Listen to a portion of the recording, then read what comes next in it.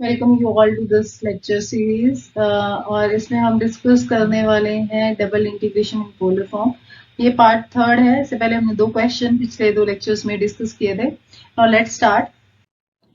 So in this video we are going to discuss this question. So here this is in the polar form, right? और इसकी हमें limits खुद से निकालनी पड़ेगी ओवर द रीजन R। अब ये R कैपिटल R रीजन कौन सा है which is bounded by these two circles. ठीक है, अब ये सर्कल्स की इक्वेशन हमें पोलर फॉर्म में दे रखी है, तो पहले तो हमें पोलर कोऑर्डिनेट्स के बारे में पता होना चाहिए। तो अगर आपको पोलर कोऑर्डिनेट्स के बारे में जानना है तो आप ऊपर दिए आई बटन पे क्लिक करके ये वीडियो देख सकते हैं, right. And the second thing is कि ये सर्कल तो है पर इसका रेडियस क्या है, इसकी सेंटर क्या है, इसके बारे में भी हमें जानना होगा। अब हम पोलर फॉर्म में इन इक्वेशंस के साथ इतने फेमिलियर नहीं है, हमें नहीं पता कि ये जो है ये इसका रेडियस क्या है, इसका सेंटर क्या है इस सर्कल का। तो हमारे पास देखो क्या ऑप्शन है कि हम इसको कन्वर्ट कर लें किसमें, कार्टेशियन कोऑर्डिनेट्स में। ठीक है, तो हमें पोलर फॉर्म का पता है।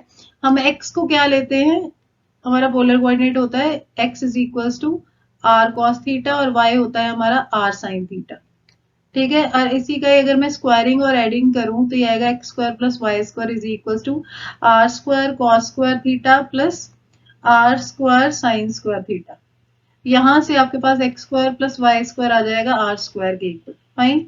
अब यहां से देखो अगर मैं इस इक्वेशन को कंसिडर करूं तो यहां से कॉस थीटा किसके इक्वल आएगा, सो कॉस थीटा हम एक साइड पे रखते हैं और ये आर जो है आप एक्स के नीचे ले जाओ, सो ये होगा एक्स बाय आर। इसी तरह से साइन थीटा हमारा है वाई बाय आर, राइट। अब हमें क्या करना होगा, हमें अपनी इस इक्वेशन को कार्टेशियन में कन्वर्ट करना होगा। So what is the first circle, that is r is equal to 2 cos theta.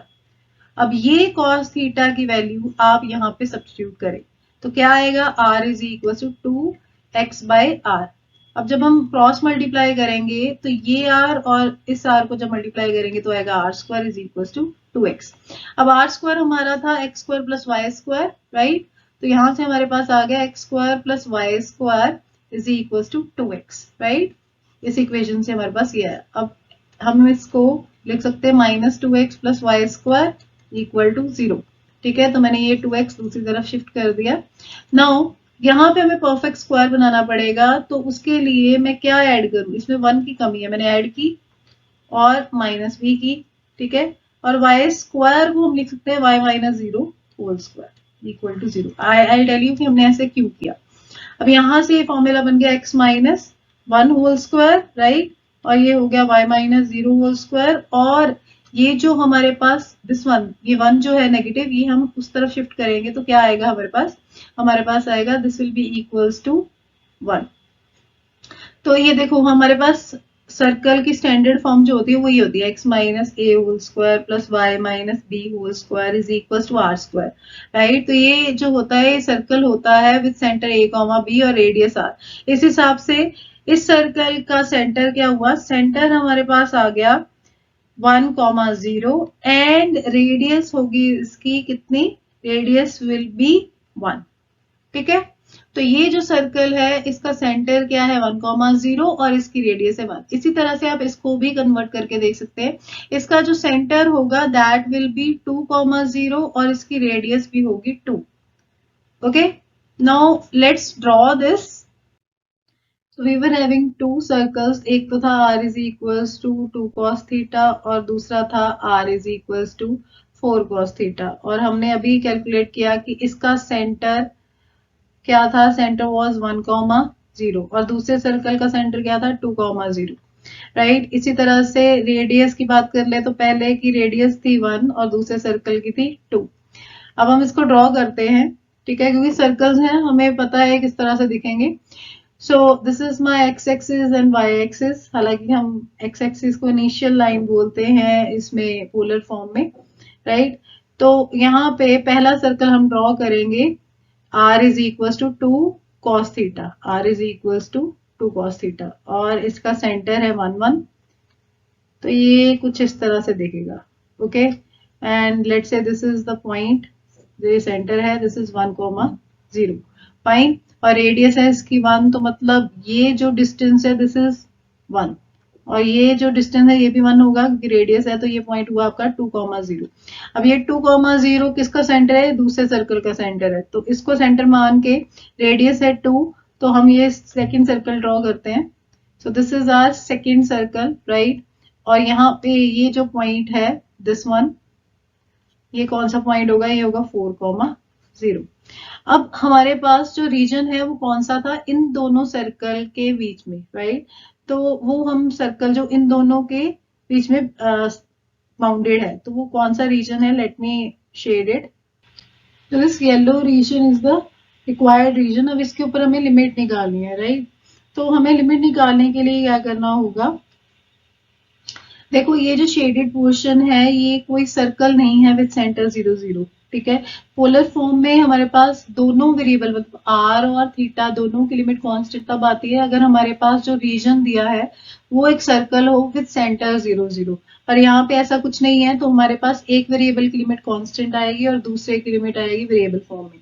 अब सबसे पहले हम थीटा की लिमिट लेंगे in the form of constant form, ठीक है। तो उसके लिए आप ये हमारा फिक्स पॉइंट है, यहाँ पे अपने पेन का एक साइड रख के रोटेट करके देखो हमें कितना रोटेट करना पड़ेगा इस पूरे रीजन को कवर करने के लिए। सो दिस एंगल इज, ये जो एंगल है दैट इज -π/2, और ये ऊपर का एंगल, ये जो एंगल है दिस इज π/2। तो ये हमारा जो रीजन है वो एंगल वाइज कितना रोटेट हो रहा है? -π/2 से π/2 तक, okay. And for r, r क्या होता है? R is the distance of the region from the fix point. तो अगर मैं फिक्स पॉइंट से अपने रीजन की तरफ यहां से लाइन ड्रॉ करूं, तो किस लाइन के से ये मेरा रीजन स्टार्ट हो रहा है? इस कर्व से। और कहां पे खत्म हो रहा है? इस कर्व पे। इस कर्व की इक्वेशन क्या है? R is equal to 2 cos theta. और ये ग्रीन कर्व की इक्वेशन क्या है? R is equal to 4 cos theta, ठीक है। तो कहीं पे भी आप अगर अपने यहाँ से फिक्स पॉइंट से रीजन की तरफ लाइन ड्रॉ करोगे, तो ये लाइन कहाँ से एंटर कर रही है? रेड कर्व से, मतलब r is equal to 2 cos theta से ये एंटर कर रही है और कहाँ पे खत्म कर रही है? R is equal to 4 cos theta पे। तो आर की लिमिट्स अगर बात करें तो वो कहाँ से कहाँ तक जाएगी? वो जाएगी 2 cos थीटा से 4 cos थीटा तक, fine. So these are the limits। Now हमारे पास लिमिट्स आ चुकी हैं, अब हम सॉल्व करेंगे given integral. Now this is our integral. अब हम इसको लिमिट हमने ले ली, अब हम इसको सॉल्व करेंगे। सबसे पहले हम आर के साथ इंटीग्रेट करेंगे क्योंकि आर की लिमिट वेरिएबल फॉर्म में है। तो -π/2 से π/2 हमारा वैसे का वैसा रहा। आर क्यूब का हो गया r पावर 4/4 और लिमिट हमारी है 2 cos थीटा से 4 cos थीटा तक, ठीक है।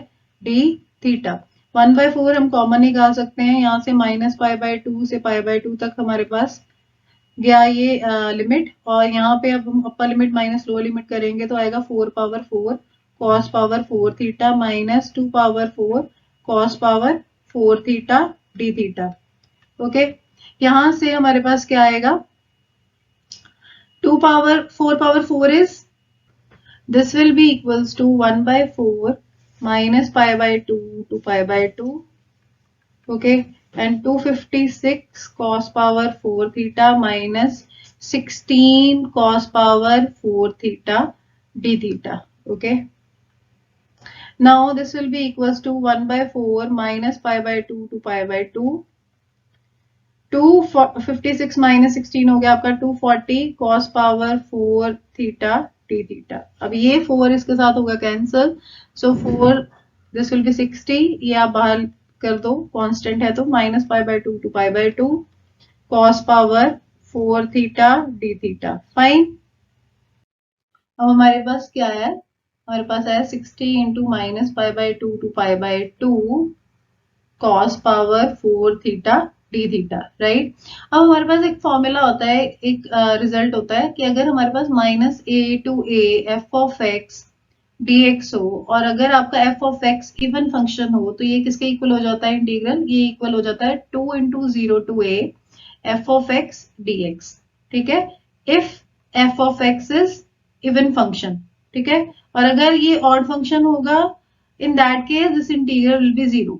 बट यहाँ पे हमारे क्वेश्चन में cos पावर 4 थीटा है विच इज इवन फंक्शन, तो हमारा इंटीग्रल किसके इक्वल हो जाएगा? हमारा इंटीग्रल इक्वल हो जाएगा 60 into 2 0 to π/2, right, 0 to pi by 2 and cos power 4 theta d theta। Okay, now यहां से हमारे पास आया 120 0 to pi by 2 cos power 4 theta d theta. अब यहाँ पे देखो हम लगाएंगे रिडक्शन फॉर्मूला, और रिडक्शन फॉर्मूला ये फॉर्मूला होता है जिसमें क्या होता है हमारे पास जो लिमिट है, चाहे cos पावर p x हो चाहे sin पावर p x हो, पर लिमिट अगर 0 से पाई बाय 2 है, ओके, और p आपका इवन है, तो हमने क्या करना है यहाँ पे ऊपर हम p-1 p-3 कब तक करेंगे, जब तक हमें 2 या 1 नहीं मिल जाता। अगर पहले 2 मिल गया वहीं रुक जाएंगे, या फिर 1 मिल गया वहीं रुक जाएंगे, ठीक है। इस तरह डिनोमिनेटर में हम स्टार्ट करेंगे p से, p p-2 so one up to, जब तक आपको 2 या 1 नहीं मिल जाता, जो भी पहले मिल जाए इन दोनों में से। और पाई बाय 2 हम साथ में मल्टीप्लाई करेंगे अगर हमारा p जो है वो इवन हुआ, राइट। अब हमारे क्वेश्चन में यहाँ पे जो ये 4 है दिस इज इवन, राइट, ये 4 जो है इवन है, तो यहाँ पे हम इस फॉर्मूला को अप्लाई करेंगे तो हमारे पास क्या आएगा 120 एज सच। हमारा p क्या है यहाँ पे, अगर इसको कंपेयर करें इसके साथ तो हमारा p है 4, यहाँ पे हम क्या करेंगे 4 माइनस 1 मतलब क्या आया 3, ओके, फिर 4 माइनस 3 होगा दैट विल बी 1, तो 1 मिल गया, इसके आगे हम इसको एक्सपेंड नहीं करेंगे। Now come to denominator, p मतलब 4, दिस p मींस 4, हमारे क्वेश्चन में 4 है ये, p माइनस 2 मतलब 4 माइनस 2, तो 4 माइनस 2 विल बी 2, मतलब 2 या 1 में से जो भी पहले मिल जाए, यहाँ पे 2 मिल गया ना, अब आगे हम कुछ नहीं करेंगे, मल्टीप्लाई बाय पाई बाय 2। तो इसको हम सॉल्व करते हैं, तो पहले तो ये जो है हमारा 4 ये गया यहाँ पे, okay, and this is what 30 into 3 into 1 into pi by 2 into ये 4 minus 2 will be 2, तो ये 2 यहाँ से और एक कैंसिल हो गया, हमारे पास आया 15, राइट। तो answer will be 45 pi by 2, 15 into 3 into pi over 2. So this is the final answer for this question. I hope you have understood each and everything whatever we have discussed in this. So thank you. Next video we'll discuss the area.